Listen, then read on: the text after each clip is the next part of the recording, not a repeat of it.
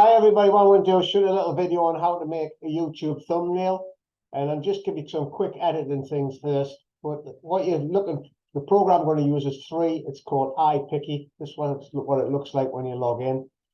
And then what you do is you click on Edit Photo.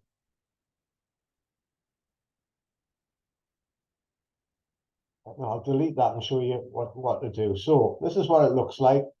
So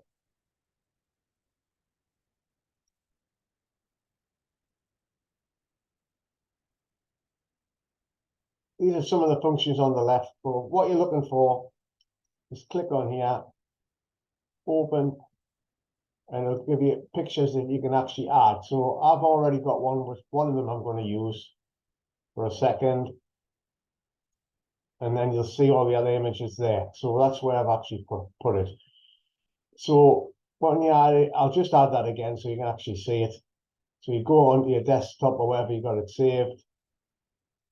Add it there, and we've got that there twice. So what we're going to do, first of all, is see the picture you want to use. Now, the most important thing is the size. So what you want to do is resize first. That's what you need to look to. Take that off there. This will be all equal and square. So what you want for YouTube is 280 by 720. Click apply and then save. So you've got that saved there. Continuing editing. So if you want to put some different things onto it, this is the next step. But if you're just looking for the size, that's what you actually want. Next thing you want to do is to put some text into it. So whatever your header is going to be.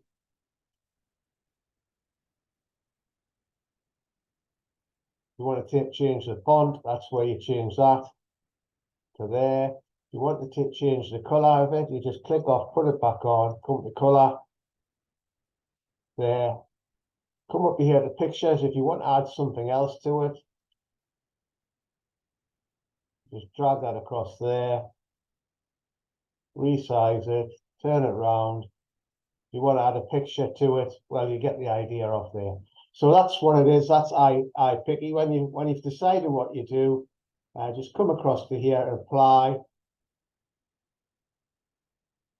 and then save it to your computer. Put it somewhere where you want in the file. That'll be saved to the downloads, and then you've actually got it. So that's how you actually do it.